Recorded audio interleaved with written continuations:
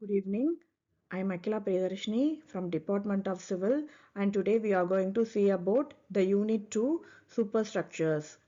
By learning this paper, we understand the construction of substructure, and then now we are going to see about the superstructure and then the special structure, and then in the fourth unit we are studying about rehabilitation and strengthening techniques, and then the last one is demolition techniques.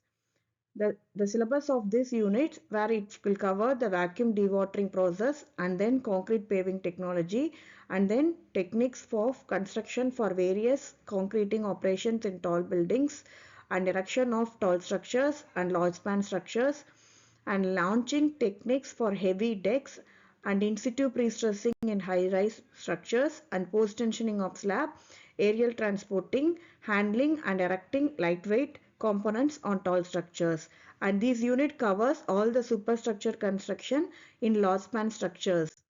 And superstructure construction is a critical phase in which the walls, floors, columns and beams plays a main role and they will give the functionality and aesthetic appearance to the structure. It is a combination where the skilled labors and create safe and durable and visibly ability to make the structure sustain to for a longer life. And then first one is vacuum dewatering of concrete. And by using of vacuum dewatering, we are just pouring the concrete into slabs. By using these methods, we make it in industrial purpose where the large scale concrete flooring is done. By using this method, the power of water extraction is done and more durable concrete is attained. And the step-by-step procedure of vacuum dewatering is concrete placement, application of vacuum dewatering, and then placing of the pan and repeated pauses, and then the final curing is done. And by using this method, we can improve the strength and durability and reduces the shrinkage and cracks and faster it will dry the drying time will be faster and better surface finish and it will improve the workability and concrete placements. And then coming to the next technique, the techniques of construction for continuous concreting in tall buildings of various shapes and various sections. And here comes the toughest point where how the tall buildings or tall building concreting is done and we can attain the various shapes like we get in lotus building or some other aesthetic buildings. There we use a technique called slip form work where it is a continuous form work used to pour the concrete and shape as it rises and allowing to the concrete to step and support the structure. And this is the main technique where we can have the hydraulic jack and with respect to the hydraulic jack we are pouring the concrete and providing some scaffoldings to the work in the labors. When the concreting is done, the slip form is achieved to move vertical so that the tall structures are built in an efficient manner.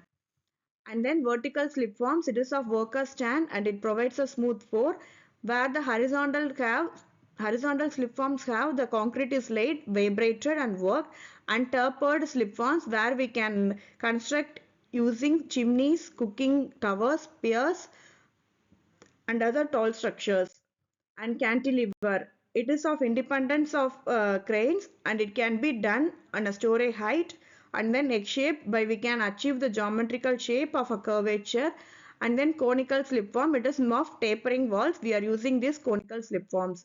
The components of slip forms are wales, yokes, jacks and jack rods. By using the wales, it holds the vertical forms in place and it supports the various platforms and scaffolds.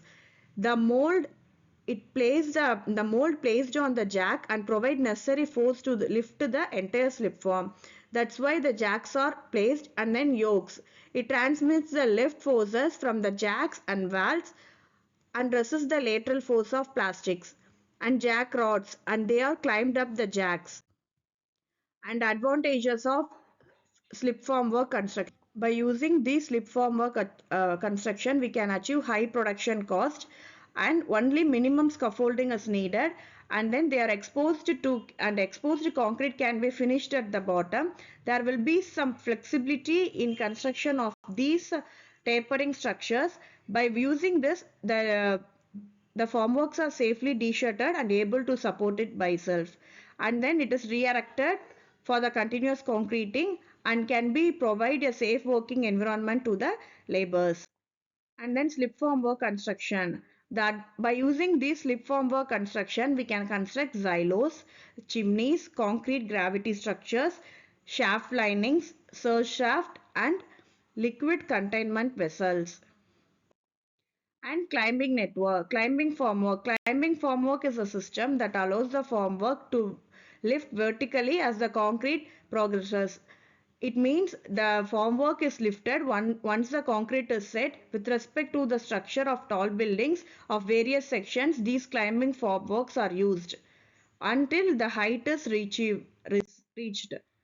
And components and assembling of climbing formwork, where we can have some suspended platforms and work formwork and anchoring systems and climbing brackets, where these roles play a main role in climbing the formwork when the concrete is casted.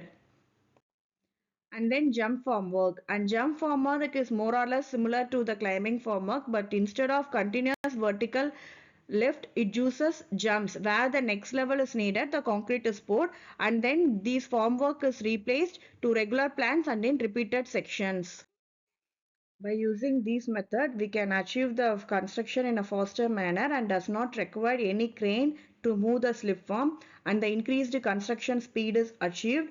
And then it supports independently so that shear walls as well as the core walls are completed before the rest of the structure, and good quality surface finish is achieved. And then it is necessary to plan the constructed activity before the nature of the work is started.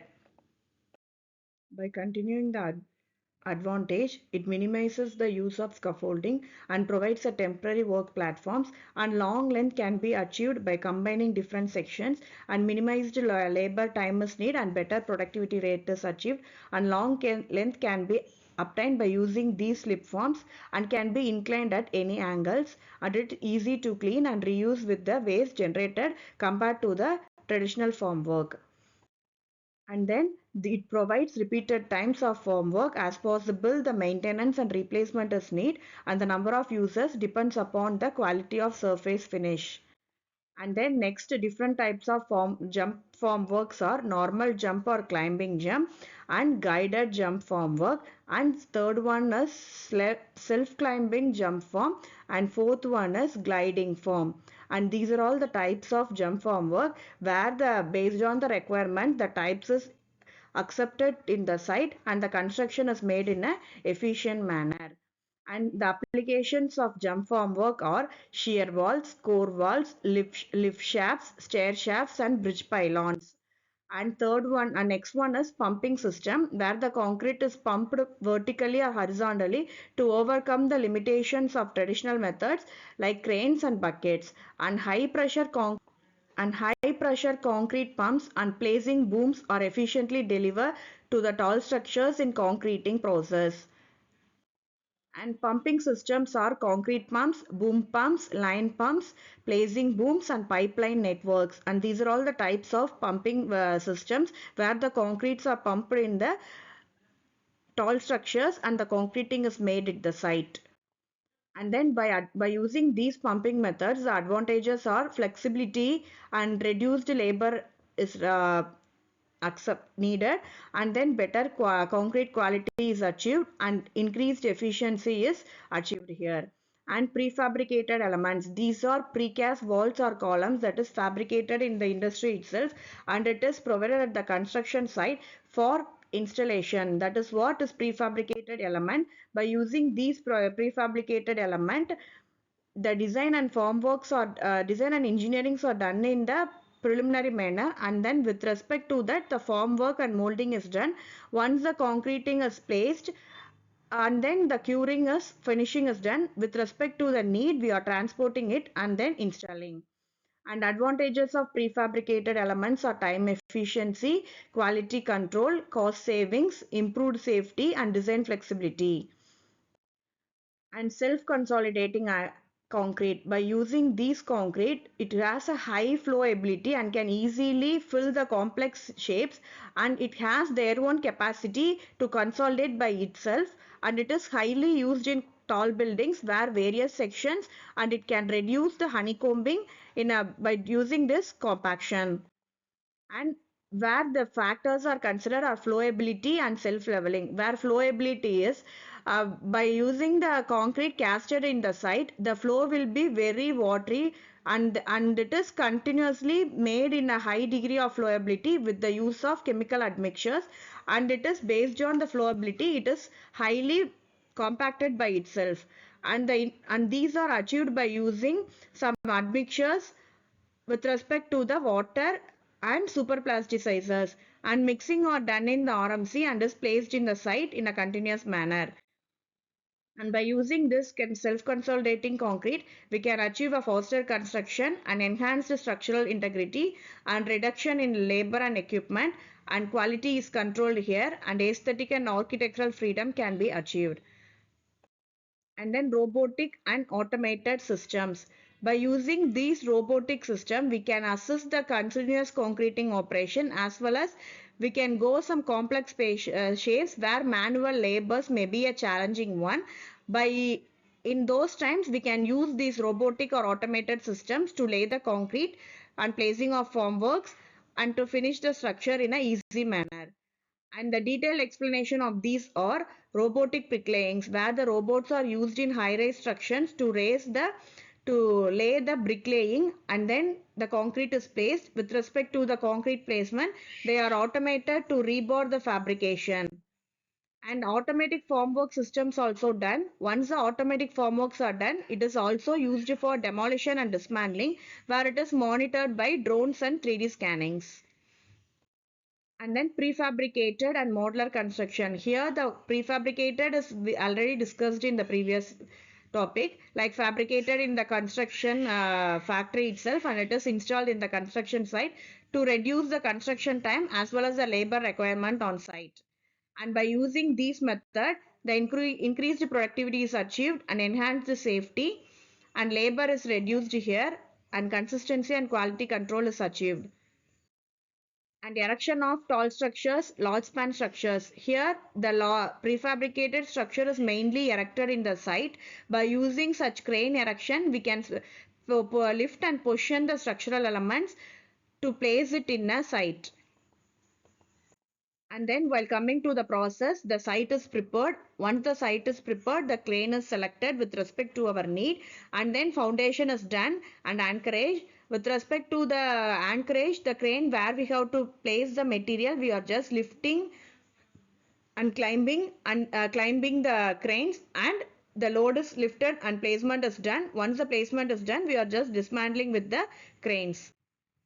And then by using these crane erection, we can lift heavy loads, and highly achieved versatility is there, and safety is ensured, and it is cost effective, and flexibility for futurists is also gained here. And methods of crane system of erection in tall and large span structures, where external climbing crane, it is of a crane placed in the uh, corners of completed section of the building, where it is used to build or lift the heavy materials to keep it. By using these method, improved construction productivity is achieved, where increased safety is also achieved, and it is cost effectiveness. And internal climbing crane method. Here we are using this crane is internal to the building, where the labors and materials both are also um, climbed by using these carried by using this method. By using this, the weather independent operation is done. Where the rain water is not suitable for the crane erection, we can use this climbing method. And then it reduced environmental factors, and it provides increased flow space. And skyscraper, it is used basically on tall structures or large span structures, where helicopters are used, and heavy instruments or heavy components are lifted by using this one. Launching techniques for heavy decks, in situ pre-stressing in high-rise structure, and post-tensioning of lab. We can launch the heavy decks in situ, which means we are casting in the site and pre-stressing in the high-rise to make the structure durable and sustainable to the environment. And what is post-tensioning means we are laying the concrete with respect to the tendons placed. We are after stressing it in a particular manner. That is what is post. And while coming to the launching techniques, we can first design and fabricate whether it is a precast one or a prefabricated one. And with respect to that, while launching, we need to provide some temporary supports. And with respect to the supports, where the deck assembly is assigned here, with respect to the connectors or whatever it may be, we have to make it the arrangements. And then the launching is done by a hydraulic jacks or a strand jacks is decided here. And then by using these launching techniques, we can achieve a faster construction and improved quality is achieved and reduction of site labor is maintained there where everything is done by using a crane or a helicopter where and then with the hydraulic jacks and these reduction of labor is achieved there. And launching techniques of post-tensioning us, we are getting the we are keeping the structural components in the site of high strength steel and tendons are placed within the concrete member, applying tension before or after the tendon is or the structure is placed in the site. And the launching techniques are well, compared to the same one, which is design and layout and formwork and reinforcement and tendon stressing and anchorage and grouting is done. And by using this, we can increase the load carrying capacity and crack control is achieved and flexibility in design.